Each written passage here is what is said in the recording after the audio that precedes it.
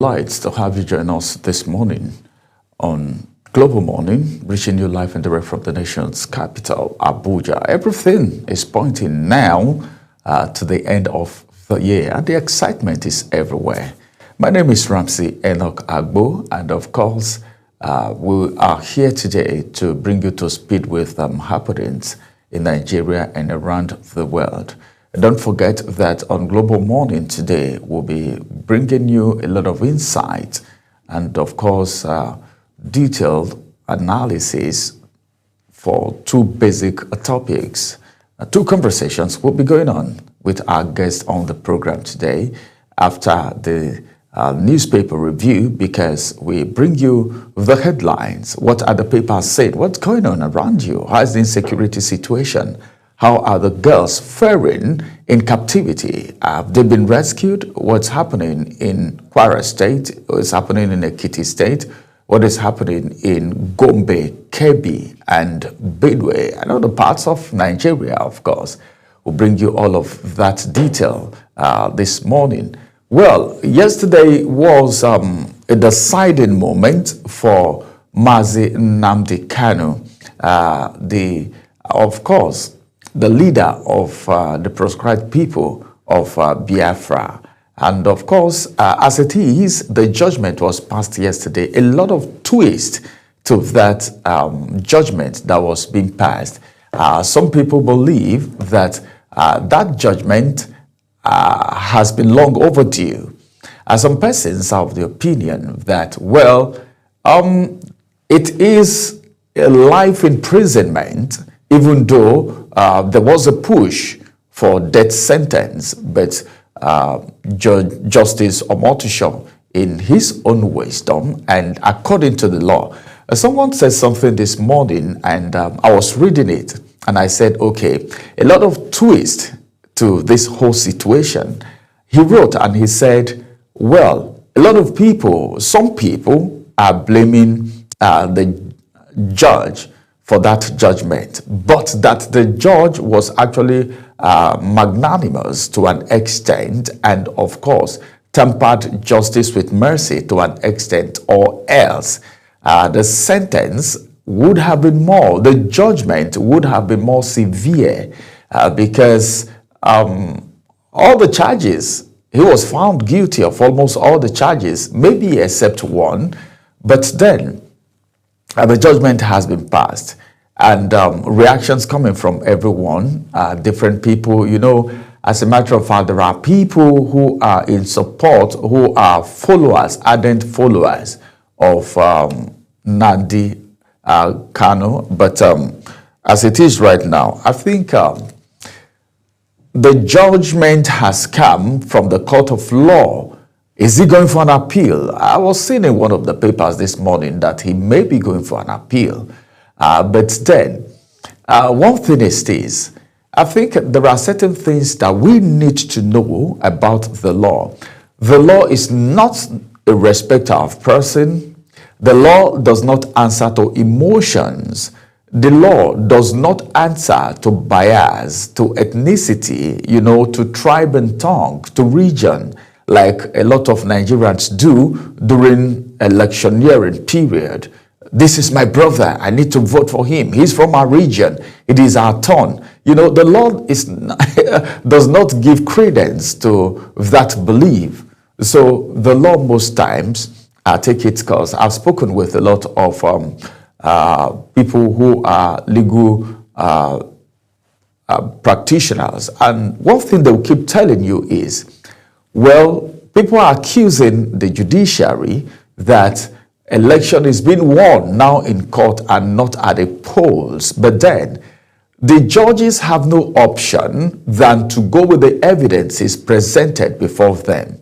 And as a matter of fact, that's what happens with the law. It could be your father, it could be your brother, it could be your sister.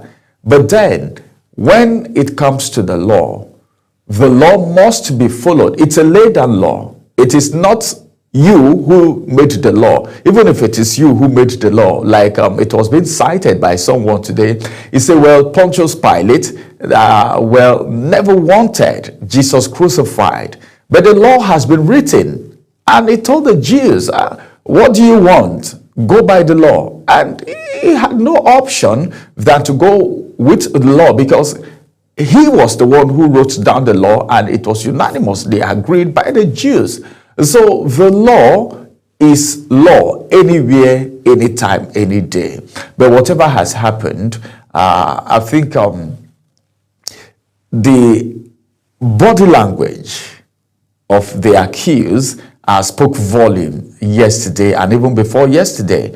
And some persons, like what someone wrote on social media today, I saw it a few minutes before I got into the studio. He said one of the foremost mistakes that Nnamdi Kanu made was sacking his legal team, all right? Sacking his legal team. Nobody know where that advice came from. Nobody know what the strategy was. But then a lot of people faulted it. They said, well, no matter the situation, he wasn't supposed to sack his legal team, because these are people who have gone to law school. They studied law, went to law school, came out, have been practicing. These are lawyers, you know, eminent and prominent lawyers that have been practicing for a very long time.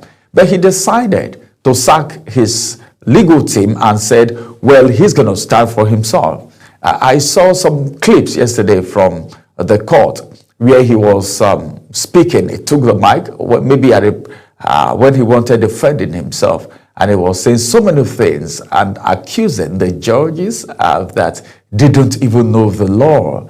And sometimes you look at it from both sides of the coin. You know, he was trying to push his point. But then the evidences and the judgment was actually passed yesterday. It is, of course, a life imprisonment. And of course, we don't know if that is going to be appealed. Even if it is appealed, what do you think is going to be the outcome? Because this is a crime against the state and is a terrorist crime, you know, terrorism, a crime that has to do with terrorism. Then some people will be asking questions. Are we still going to have other people who are contributors to terrorism in this country being prosecuted too? Sponsors of terrorism being prosecuted? People who supply arms to terrorists being prosecuted? If you go on social media, you hear a lot of people, a lot of names being called. You hear, well, the governor of this state, you hear this minister, a lot of people saying so many things. Are there evidences, all right, to push down these claims so that these people can be prosecuted? I think, well, let's just leave that to the authorities. I think the authorities are not sitting quiet, especially because of the outburst, the recent outburst, from the camp of the terrorists. And of course, someone said something. He said, well, maybe what is happening, the attack in Owo and of course the one in Kebbi could be as a result of the statement coming from Donald Trump. But I don't see any reason why someone should carry out such an act, all right, because someone have said there is Christian genocide or not. And even the Nigerian National Security Advisor, Nuhu Ribadu, has met with U.S. Congressman Riley Moore and other American officials in Washington, where the U.S. side raised concern about the violence against Christian communities and, of course, the growing threat of terrorism in the country. And one beautiful thing is the fact that there is a demand, for concrete action to actually protect vulnerable communities, not just Christians, not just Muslims, but everyone practicing any form of religion in Nigeria have the right to be protected. And that's why we have the army, who are meant to protect the territorial integrity of the country, Nigeria, protect the people, maintain law and order for the police and other paramilitaries. But then I think it's a good one by really saying Every community needs to be protected, needs to be secured. We don't need to allow these people be vulnerable. A lot of people are vulnerable today. If you imagine the kind of attacks that have happened in Nigeria, that has happened in Nigeria in the past. These things, I don't know, it is plan, master plan. Okay, look at, someone told me that she saw the video when these terrorists were coming out, and it's like there was a prior information that there was going to be an attack, okay, on the students. All right, all of these things, who are these terrorists? Maybe we may have other people who might also be prosecuted for terrorism, just the way that of Nnamdi Kanu happened. But then I think there are so many things that we need to put in place, address this situation, and of course, see what is going to come out of it. Let's go to a quick break. When we return, Global Morning continues.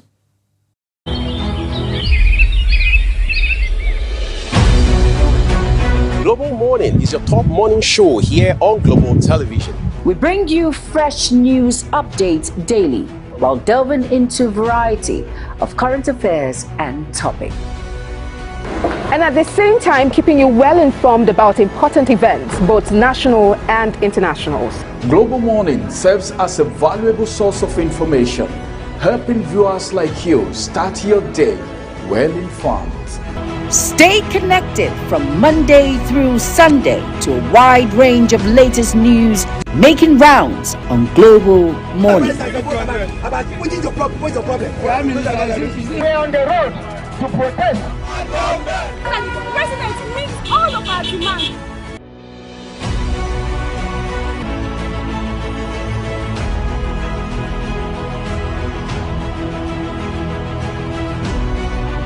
This is Global Morning.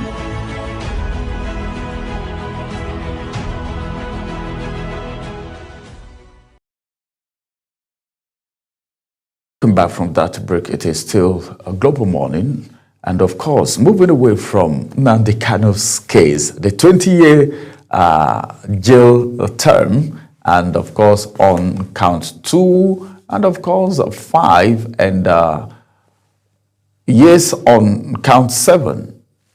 Let's just move and talk about what's happening in, of course, Kebbi State. This is it.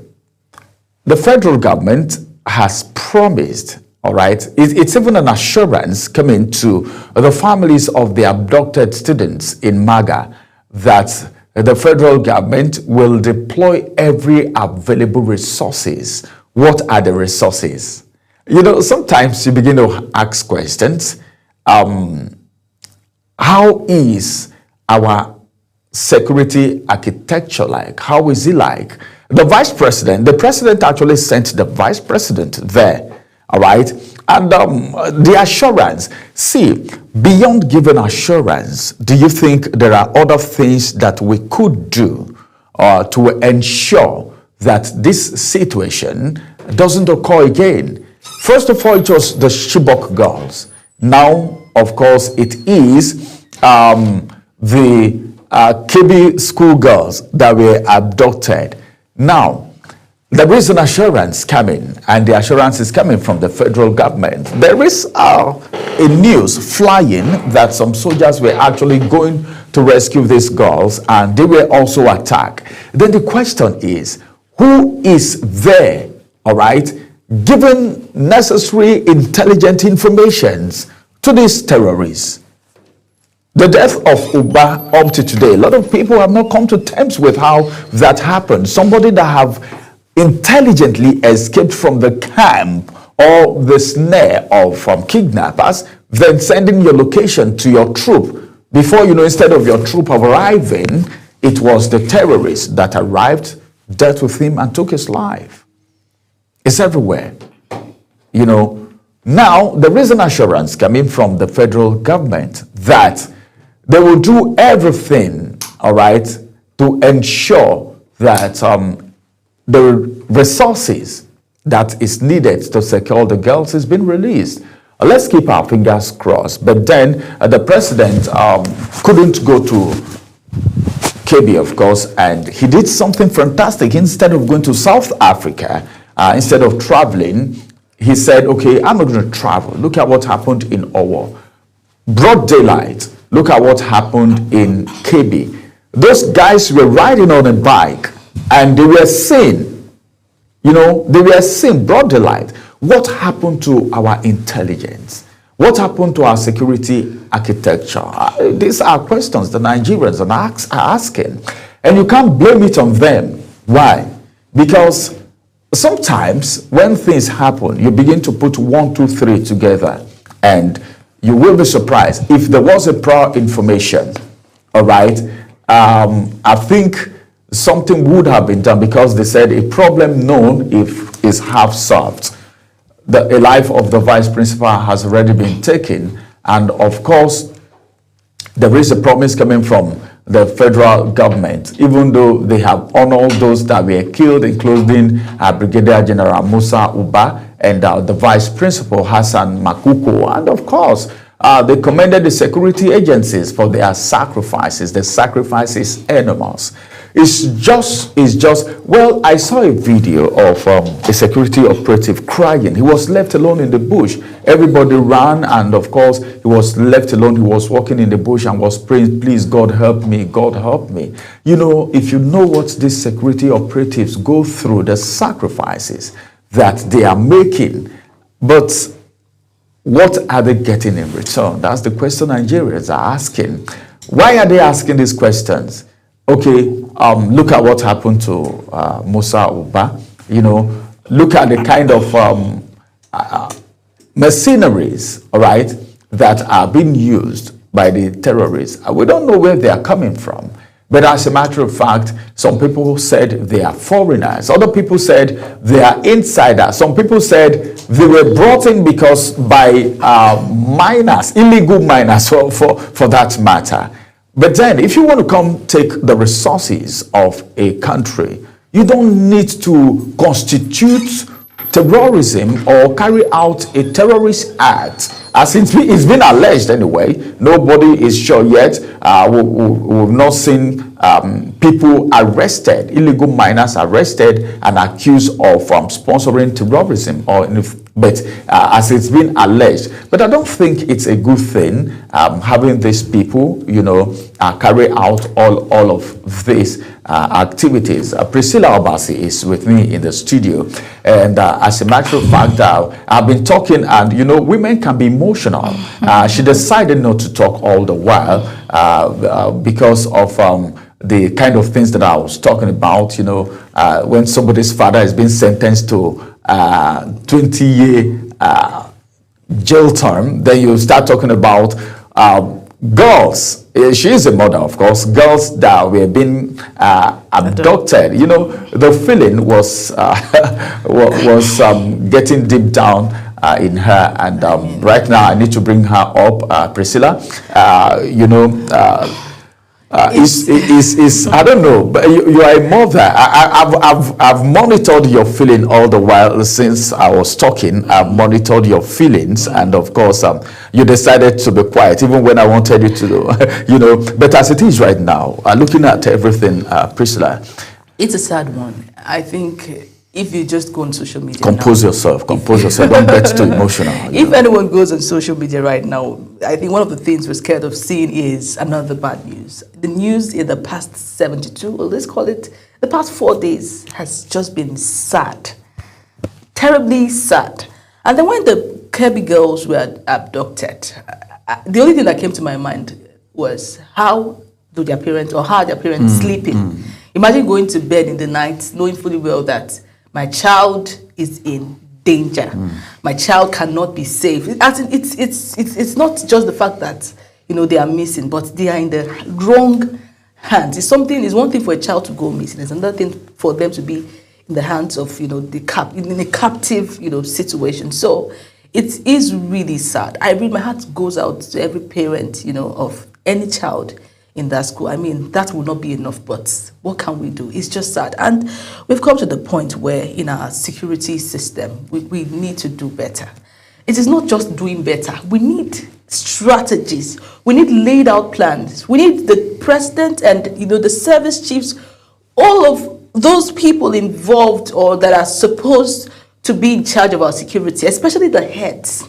Especially the heads. They need to come out with a strategy right now. I can just imagine the wives of soldiers at this point, knowing fully well that my husband is out there and it's not like there's a structure that guides them. It's not like there's a system that makes them. You just know that automatically. It's that there's not such a system laid out to protect the lives of soldiers. These are soldiers with wives. These are soldiers with children. The best we can do is, lay down structures to be able to guide them. But then it almost looks as if you're going into service today, you're going to lose your life, and it is not supposed to be. We have terrorists, invading the system, and trust me, these terrorists are well equipped, and sometimes even more equipped than our soldiers. So we need to do better. I don't think this is rocket science. I keep saying it all the time. This is no way rocket science. These people that were able to, get hold of late Uba, the general that was late, they used technology. What is stopping our own soldiers? What is stopping our own security system? What's stopping us from having well-equipped technology to be able to track these people down? The funny thing is that they share videos everywhere. If you go on TikTok, you see them. And I'm like, are they this bold? I mean, they are so fearless. These things are things that we need to work with agencies like the NCC, because tell me what service providers these people are using, or what networks they are using to send all these videos. How is it possible that they are asking for ransom and they cannot be intercepted? How is it possible? It is, all of these things are not rocket science. If we want to be sincere to ourselves, it is not something that is far-fetched in 2025, where technology has taken over the day. So we can actually do better. Whatever strategies we need to, if at this point we say we cannot do it, then let us call for help. Let us call those that are capable, to be able to rescue our people. Let us call for help.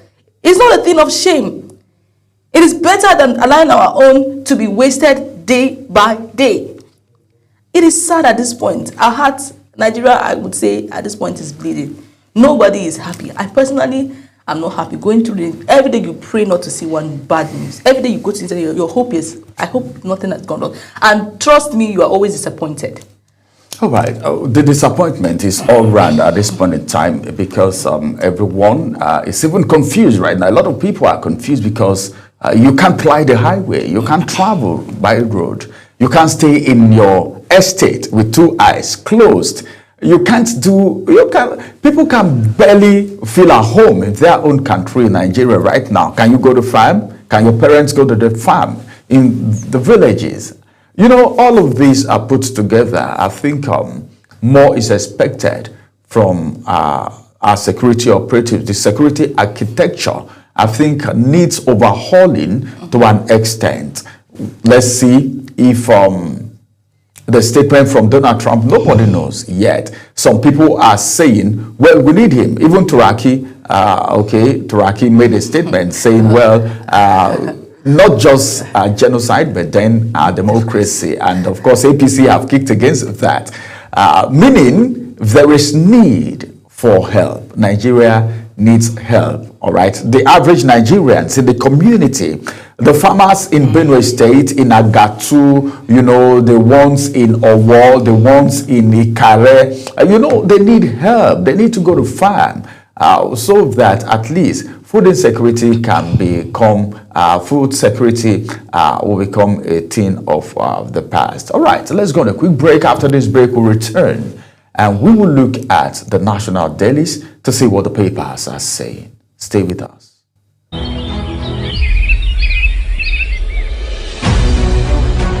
Global Morning is your top morning show here on Global Television. We bring you fresh news updates daily, while delving into a variety of current affairs and topics.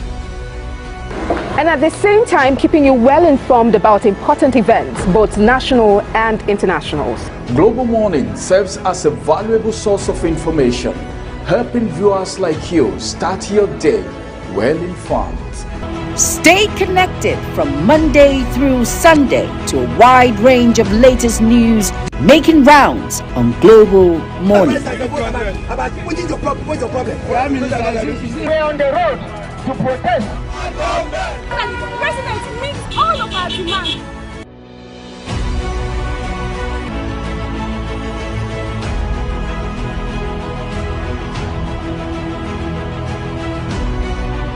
This is Global Morning.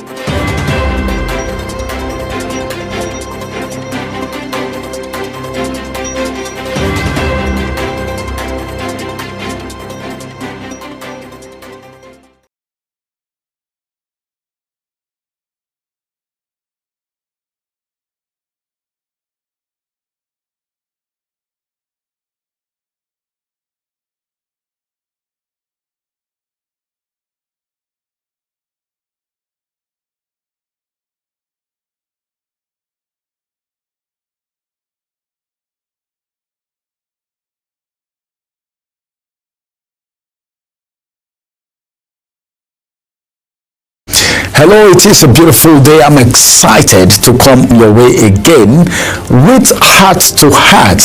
Can we talk heart to heart a little bit? Let's get ourselves inspired.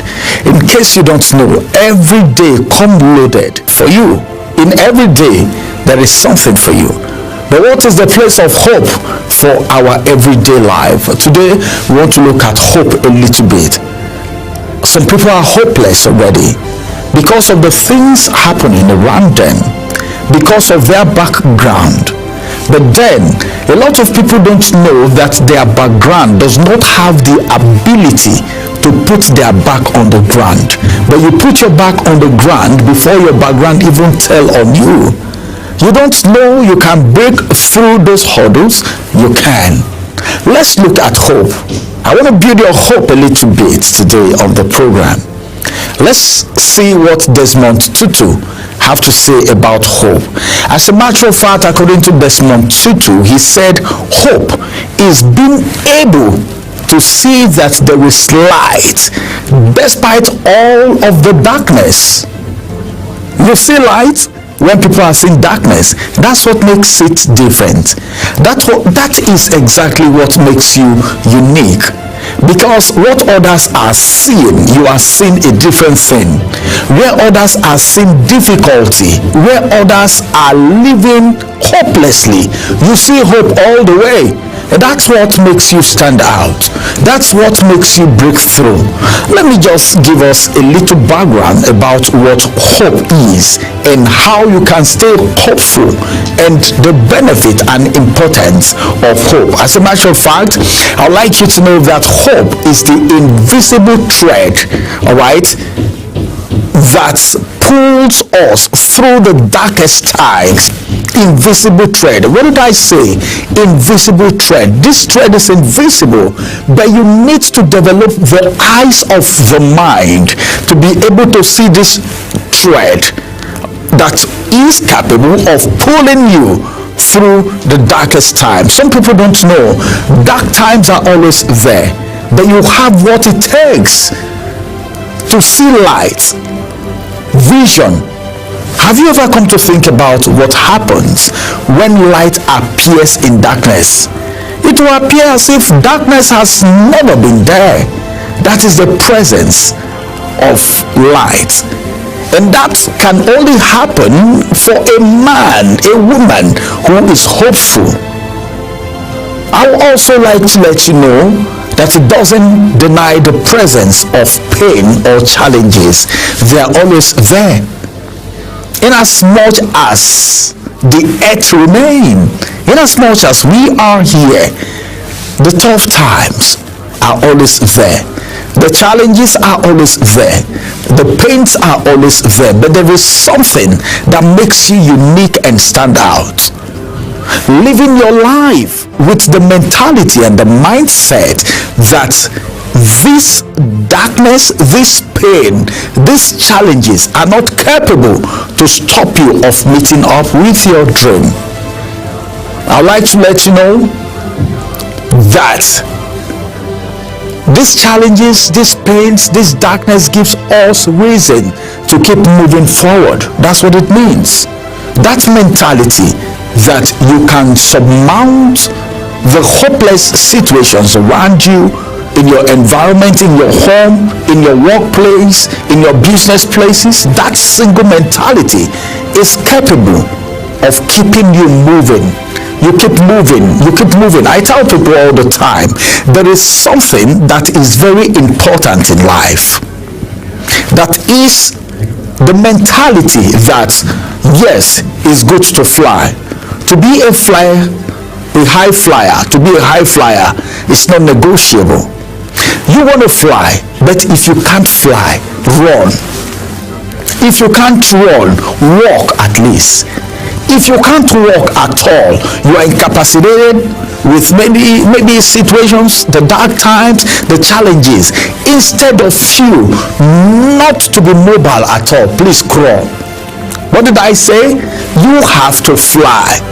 You are supposed to be known as a high flyer, full of hope. But then if you can't fly, that's not the end of it. Be able to do what? To run. If you can't run, walk. If you can't walk, crawl. But by all means, be mobile. What did I say? By all means, be hopefully mobile. Because there is hope for the living. And I'm so glad that I'm talking about hope today, because in times of despair, when everything else feels uncertain and broken, when hope provides a glimpse of something better on the horizon, it allows people to rise above their present and current circumstances, no matter how, no matter the situation, no matter the grim, no matter what they see, because they believe that change is still possible. That is what hope is all about. But then you should also remember that I am talking about Desmond Tutu today because he's a man of hope. Desmond Tutu has a quote. What does the quote say? That quote that we just read before we got started reminds me personally that hope isn't about just ignoring difficulties. Ignoring difficulty is not just it all, but I believe that it is about believing that difficulties won't last forever. That is how a man of hope thinks, reasons that difficulties, what did I say, doesn't last forever. It is for a time. You know, let me say this, this might surprise some persons, but you know that if you are always surrendering to difficult times, difficulties will always want to embrace you. That's what it means.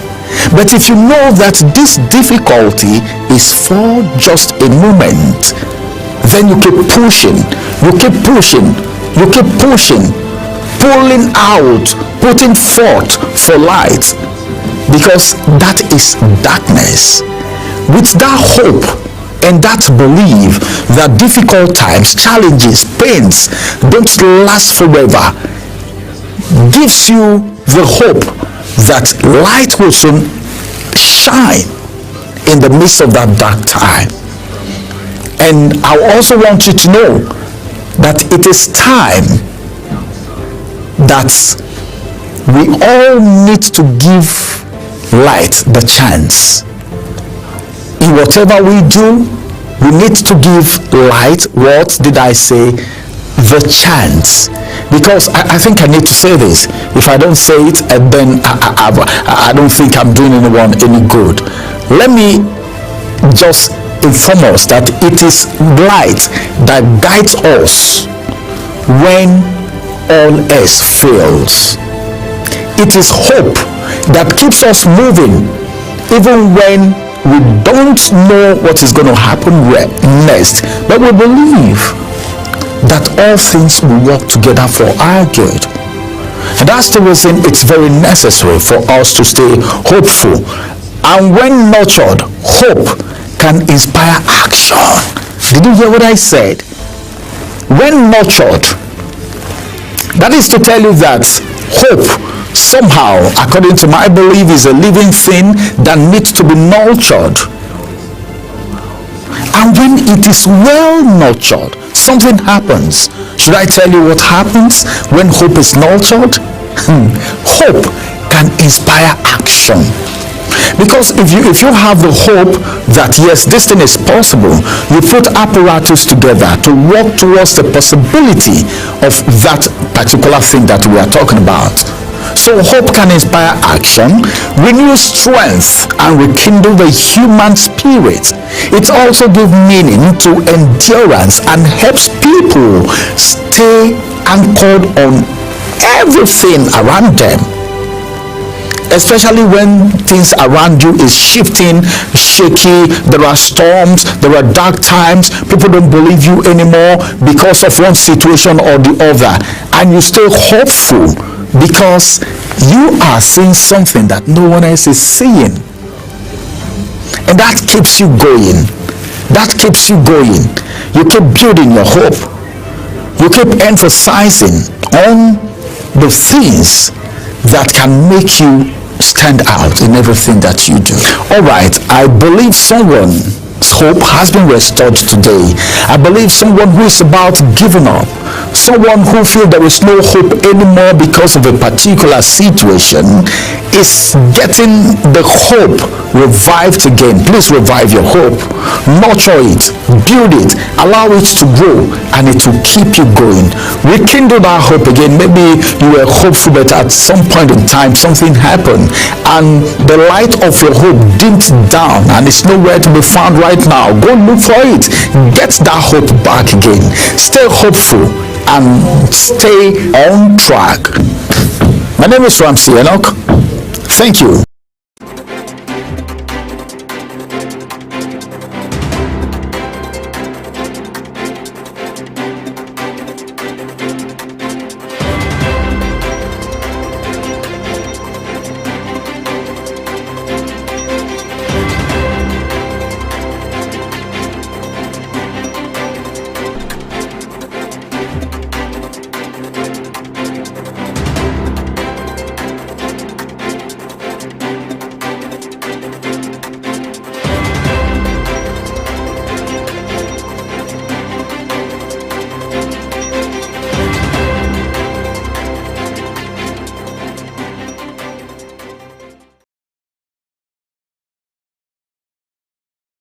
Thank you very much. I hope that inspired you and gives you the boost you need for your day. It's always a beautiful motivation coming from Ramsey. Right now we dive straight to the newspaper review segment. I hope we don't get to see any funny stories, but it's becoming a norm whenever we go through it. But then let's start.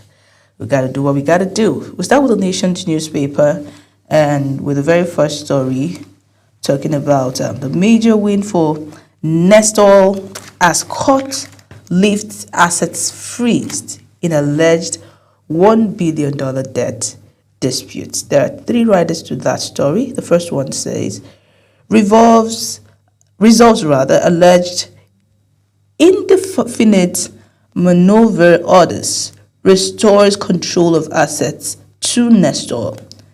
Receiver manager to withdraw immediately from continued occupation of premises, affirms statutory power of chief judge to assign cases. The next story, Nnamdi Kanu gets life sentence for terrorism. IPOB chief found guilty on all 7 counts. I mean, when we got to see this, play out yesterday, it was a sad one for a lot of people. People have been comparing, Nnamdi Kanu to Gumi and asking, What is the difference? Why is Gumi roaming free on the streets, and then we have Nnamdi Kanu bagging a life sentence? We really do not know what. But when I saw that he was, taking up the whole case by himself, defending himself, I mean, that for me sparked a lot of trouble coming for him. I mean, it's. Really I think that was where the mistake came from, because you're not a lawyer. Yes. This thing, there are terms. There are ways these things are being done. Yes. You may know the case, but how to portray. Yes. You understand? You may have your evidences, yes. but how to put it forth. Yes. Which is coming first. We should follow. These things have a way it's been done. Exactly. No matter how eloquent you are, I don't Mm-hmm. think you can defend yourself. And that's why we have lawyers.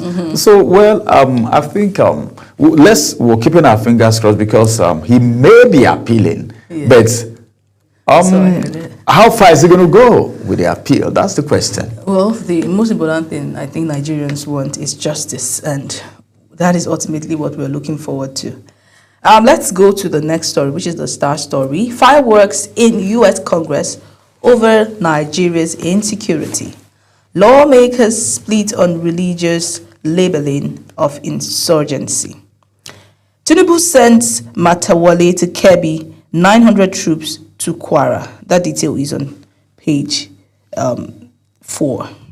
Okay. DSS files terrorism charges against 9 IPOB commanders linked to Simon Ekpa. Find that detail on page 4. Awolowo's grandson, Olusegun, dies at 62. That detail is on page 4. Lagos allocates 245 billion naira bond to critical infrastructure. Those are your headlines for the Nation newspaper. Let's dive straight to The Guardian as Ramsey takes us through it.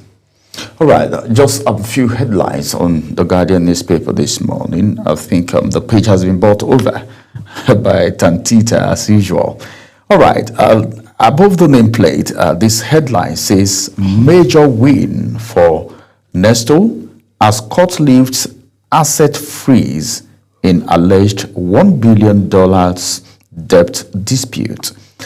Then the big story says U.S. lawmakers question Nigeria's will capacity to curb violence. U.S. lawmakers question Nigeria's will. Are they willing to do it? Do they have the capacity to do it? As it has to do with curbing insecurity. These are questions. I think I know the Nigerian authorities can prove this, that they have the will and the capacity. How can that be done? By capturing these terrorists, and of course, but then if not until the sponsors of terrorism and people who are in support of terrorism, if not until they are meant to face the law, I don't think anything reasonable can be done, because a lot of people will still be recruited. That's how it's happening. But then, let's just wait and see what will happen. But this is what is coming from the United States of America. And of course, those are the headlines from the Guardian newspaper this morning. Okay, so let's dive straight to this day newspaper. We'll start with the first story above the nameplate. It says, major win for Nest Oil as court lifts asset freeze in alleged $1 billion debt dispute. There are some writers to that. You can read page 8 of that paper to find more details. To the Star story, Nnamdi Kanu's terrorism trial ends after 10 years. Bags live imprisonment verdict. U.S. Congress holds hearing on insecurity, 6 ways to help Nigeria help itself. That's funny. It wants to help Nigeria to help itself. Well, we just want them to act fast enough, because right now it's becoming too scary. To be held, okay, that is on Nnamdi Kanu's verdict. Let's just take the writers there. To be held in protective custody, Rabibe. His life sentence is preconceived plot against the Southeast. Annie dismisses fake sit-at-home orders, assures Southeast of full security.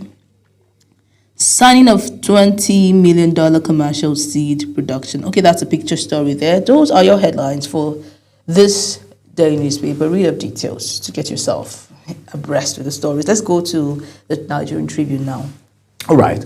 On the Nigerian Tribune newspaper this morning, we have some headlines, and I think just few still. Grandson of Obafemi Awolowo, Olusegun Awolowo, is dead.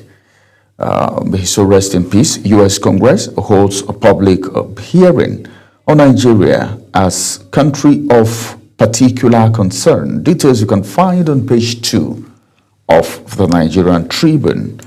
Then some other headlines here. WAEC shift full CBT exam to 2027. We heard that the federal government instructed that WAEC should not embark on CBT. You know, a lot of factors to be considered.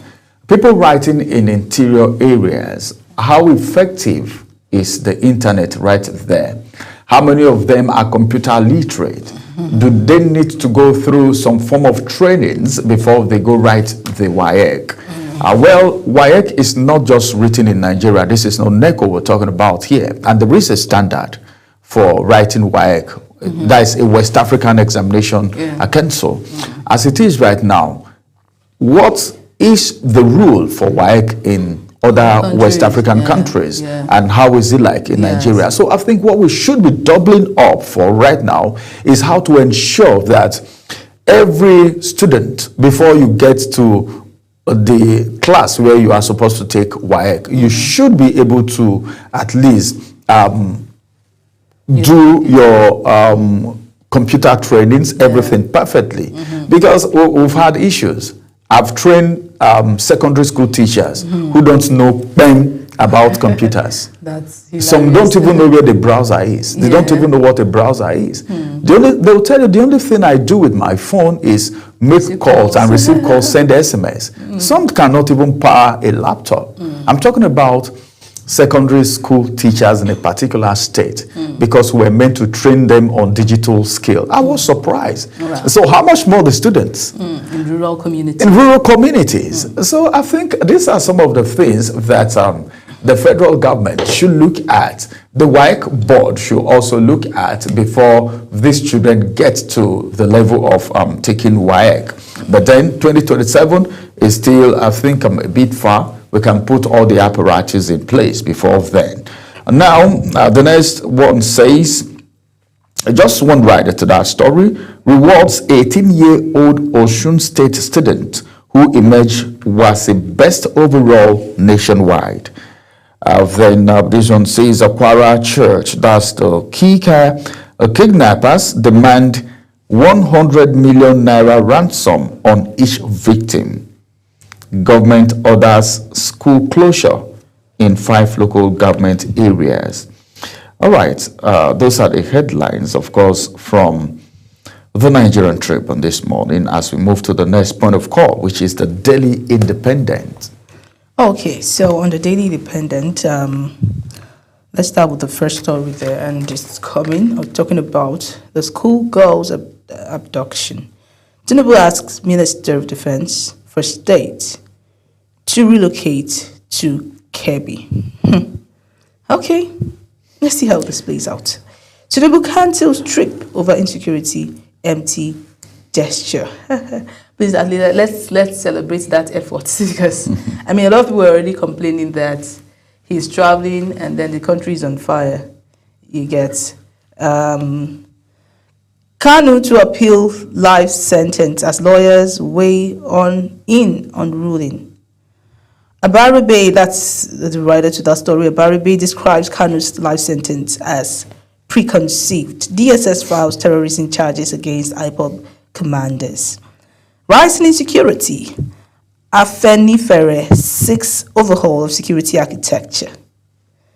Says there is complicity, sabotage amongst security operatives. That is evident, if you ask me. ADC faults FG's claim, linking Trump post to renewed attacks, and that's coming on page 7. Lagos raises 244.8 billion naira bonds to fund infrastructure projects. That is coming on page 6. Nigerian Christians, Muslims have been slaughtered. That's coming from the Pope. And you find a detail on page 6, 7, and 7 respectively. To sustain stability, CBN calls for fiscal monetary alignment. And finally, we have Ibori Abiodun mourns Segun Awolowo. That detail is on page 6. Those are your headlines for the Daily Independent. Do we take the business day, or let's go to the Vanguard paper? All right, let's quickly move to the Vanguard right now. On the Vanguard newspaper, we have some headlines there. And it says, beginning from above the nameplate, Nigeria's entrepreneurship index rises to 0.47 points. That is a report coming right there. All right. This one says, as Congressman really meets rebuttal security chiefs in Washington, U.S. Congress highlights alleged Christian genocide in Nigeria. Iruku Church attack, pattern of targeted violence now clear. This is coming from Christian Association of Nigeria. National interest is the kicker right here. Anya Aganga Akande, others chart way forward for Nigeria. Then the big story, terrorism, is the kicker. Court jails Kanu for life. All right. This one says a time to kick out NFF. Wow. All right. Atta responsible for Akwa Ibom's increased allocation. Jonathan is the one saying that. Lagos raises 244.8 billion naira bonds for infrastructure. Segun Awolowo is dead. Detail you can find on page 6. And those are the headlines from the Vanguard newspaper this morning as we move to the next point of call. Okay, so the next point of call is definitely the Daily Times. We have the first story. WNR Minister addresses Afere mine controversy, calls for lawful rock mining. That detail is on page 3. The next story, Sack Kisi, Iberia Bank now. Ghana mounts pressure. Nutong threatens nationwide demo. Protest against harassment urges legalization of tricycle business. Okay. Finally, we have editorial anti-witchcraft bill. Where does the government stand? Those are your details for the Daily Times. We go to the Punch newspaper now. All right, let's get to the Punch newspaper and see the headlines that we have there. I think the jail term of Kanu is on almost all the papers this morning. I'm not surprised about that because it's a national story. And these are national dailies. Now, above the nameplate to the right-hand side, heavy ransom, that's the kicker. Bandits demand 3 billion naira to free Kwara churchgoers. Right, then this one says, major win for Nestor Oil as court lifts asset freeze in alleged $1 billion debt dispute. And now to the big story, life jail for Kanu, that's the kicker. The Southeast leaders rally for political solution. Right, when they say political solution, I think I saw that coming from a member of the House of Rep yesterday. And let's see how that is going to go. One rider to that story, Kanu to appeal judgment. Igbo elites to meet Tinubu. How Kanu sparked courtroom coerce before life sentence. I was watching that sentence yesterday. I was watching when the court proceeding was going on, and I saw the outburst, which was not too good for the system. But then, I don't know. I think what's gonna be. Now, alleged genocide. That's the kicker. U.S. Congress split over Nigeria's CPC designation. Obafemi Awolowo's grandson Chego dies at 62. Then, of course, Lagos raises 244.8 billion naira bond to fund infrastructure. Tinubu governors celebrate Jonathan at 68. Happy birthday to one of the best presidents that Nigeria has had. The one who said, well, my ambition is not what the life of any Nigerian, and put a call across to his opponent to say, congratulations, take over the seat. Ondo madman stabs NSCDC personnel to death. Wow. A madman stabbing a paramilitary officer to death. That's unfortunate. Auditor General indicts CBN over recycled 29.7 billion naira dirty banknotes. Details you can find on page 23. Even if it is dirty and some Nigerians can use it, it's better to give it to them. All right. Okay, those are the headlines from the Punch newspaper this morning. I think the last point of call will be the Daily Sun this morning. Do we still have that luxury of time? Okay, let's just go to the Daily Sun. So, on the Daily Sun, we have the very first story. Kwara shot schools in 5 local governments over bandit attack. Afenifere expresses shock over terrorist attack. Insecurity. Senate vows to restore normalcy in the Southeast. Leaders demand end to open Gracie. Family group kicks as Nnamdi Kanu gets life imprisonment. You find some readers that 2 in 3 Nigerian children live in multidimensional poverty, and that's coming from UNICEF. Nigeria really disgraced nation, overwhelmed by insecurity. That is coming from former candidate presidential elections, Peter Obi.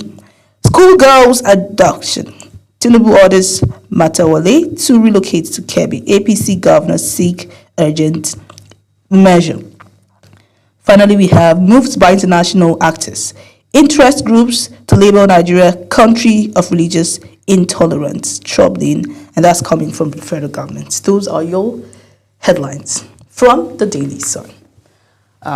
I guess that's where we ended off. Yes, that's where we'll end it off this morning. Let's go on a quick break. After this break, we'll bring you Social Boss by Ogochukwu Mobina before we get into the first conversation. Stay with us.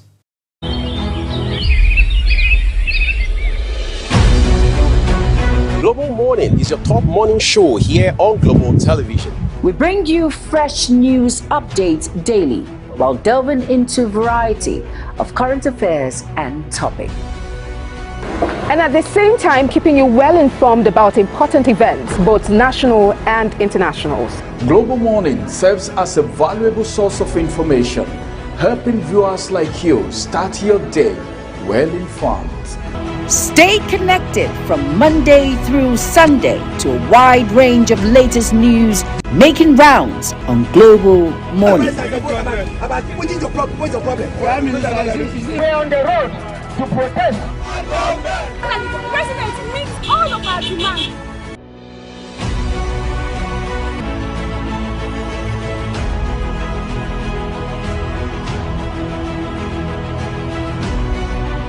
This is Global Morning.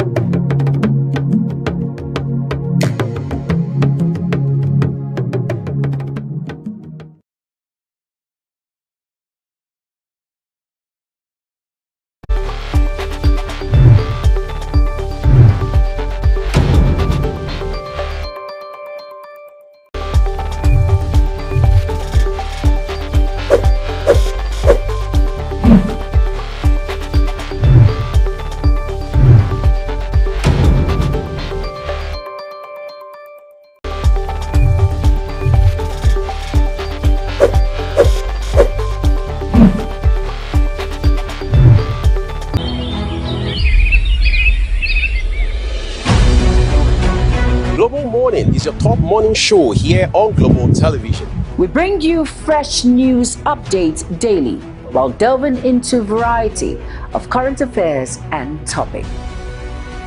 And at the same time, keeping you well informed about important events, both national and international. Global Morning serves as a valuable source of information, helping viewers like you start your day well informed. Stay connected from Monday through Sunday to a wide range of latest news making rounds on Global Morning. We're on the road to protest. And the president meets all of our demands.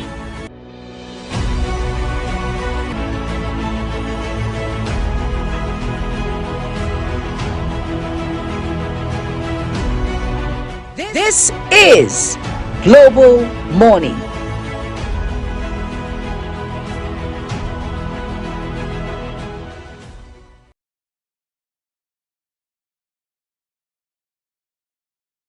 Good morning, the Global Morning crew, and good morning to you, our viewers. I am Ogochukwu Mobnor. It's a beautiful Friday morning, and what's buzzing today on social media is what we're looking at. We're looking at the Benue State Governor, Hyacinth Alia, who has dismissed claims of a Christian genocide in his state, saying that there is no religious, ethnic, or racial genocide taking place. However, in April of this year, 2025, Governor Alia declared that the federal government must step up its fight against religiously executed attacks. Well, what's funny here is when he said there is no form of genocide. We are the ones facing the chaos every day. Leadership means acknowledging that we are the ones facing the chaos every day. Leadership means acknowledging the truth, not denying the pain of your own people. I come from Kwande Nzav, and my clan has literally been burnt to the ground. Herdsmen attacked without mercy, killed people who were just trying to live their lives, and took over the whole territory. Today, nobody lives there anymore. Entire families have abandoned their homes and moved into the town for safety. Villages that once had life, farms, laughter, and history are now empty, silent, and occupied by those who destroyed them. So when you come online to say there is no insecurity, no crisis, no danger, it is painful. In fact, it is an insult to the people who are actually living through the insecurity in Benue State. Stop gaslighting the citizens. We are not blind and we are not stupid. A leader who denies the suffering of his own people is part of the problem. Some of us can't even type these things without shaking. We are not talking politics. We are talking about our homes, our blood, and our people. That's how Pixar Paul ends his comment. We're taking the next comment, and it's coming from the Real Archman. And the Real Archman says, no need to insult him. Let's hear from Benue people first. He might be right. The problem with us is that we don't hold our leaders accountable to their words. They say anything they like and get away with it. The third comment is coming from Christabel Makeovers, and Christabel says, with due respect, Father, it is important to state the situation in Benue State precision and integrity. Referring to these events merely as insecurity does not reflect the consistent pattern of attacks that communities on the ground have documented and endured. This is not about inciting tension, it's about upholding truth. Acknowledging the targeted nature of this killing is a moral responsibility, not a political stance. Anything less risk diminishing the lived reality of those who continue to suffer and bury their loved ones. No vex or sir. I like the way she ends her comment with no vex or sir. Well, I'm not alone today in the studio. I have with me Priscilla Obasi. Good morning, Priscilla. Good morning, Ogochukwu. So, Priscilla Obasi, right now, I think everyone in the country, what's the main topic right now on board is all about insecurity. And then we've seen one state that has actually been ravaged, that has been destroyed by insecurity, because we get to hear Benue almost every time in the news. We see them in the papers, only for the governor to say that there is nothing like that. In fact, there is no genocide of any kind, whether ethnic genocide, racism genocide, or the religious genocide, like they put it. So what do you think about that statement? Well, it's quite an insensitive one, if you ask me. I mean, somebody said, we need to come from the standpoint of humanity, of morality. The moment we start to, talk based on political stance, it becomes worrisome. How do we value lives is the question. Maybe we should start from what kind of leaders are we appointing? I think it's a lesson for the people of Benue State. Yes, you should understand, or you should know the kind of leaders you bring into power. I know that our politics space in Nigeria is not in such a way that it is based on merit, but to a very large extent, you have a contribution. Is it that you collect money somehow, or you don't go out to vote? Yes, so it is time for the people of Benue State to take politics. This is just a sign. If you are someone with integrity, please stand up by all means and go and start venturing into politics. Because the moment we fold our hands and leave it to people like this is what will befall us. It was in our face, it was in our presence. We were all here when we saw the Benue killings. It was not a funny thing at all. People have buried their loved ones, people have died, and this is what the governor comes out to say. This is really sad. It is sad indeed. And then these people need to understand that we are in such an era that you don't come out to make careless statements. Let's give you the benefit of doubt. He needs to prove what he is saying. You don't just come out and make utterances without proofs. No. Tell us why you're saying what you're saying. Because people are looking up to you, and somehow they want you to reference whatever it is that has happened in Benue. So if you're saying nothing of such is happening, okay, let's agree. Why do you say so? What happens to the lives that have been lost? What can you say about it? It should be a complete sentence. You don't just, say the part you like to say without giving us a holistic view of the things that are happening in Benue State. So, it is sad. Very sad indeed. Honestly, we really cannot overemphasize on these topics, because these are things that we are facing currently in Nigeria. And Benue State is one state that is going through insecurity issues and insurgency right now in the country. But hearing the governor say things like this, you begin to ask yourself, what exactly is going on? What is happening? This person just tweeted a few months ago that the president should come help the state, and only after a few months ago we saw Yelwata killing in July, or I think June, July, thereabouts, where 300 persons were killed in cold blood and buried. And we've also seen different killings some years back of over 1,300 persons being buried in one day, and only for the governor to come out to say things like that is really, really heartbreaking. But we hope that we get peace restored to Benue State and also to Nigeria at large. Thank you so much, Priscilla. For the sake of our time, we're just going to be closing the curtains here. Thank you so much for your contribution this morning. Thank you for having me. All right, that's all we have for you today on Social Buzz here on Global Morning. I remain your host, Ogochukwu Mobno. Until I come your way next time, please stay with us as Global Morning continues.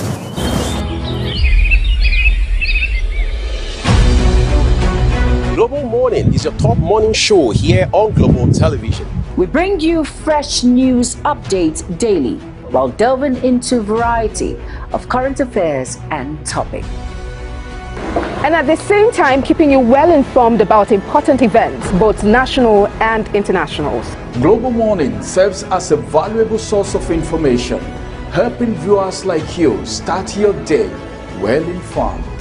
Stay connected from Monday through Sunday to a wide range of latest news making rounds on Global Morning. We're on the road to protest. And the president meets all of our demands.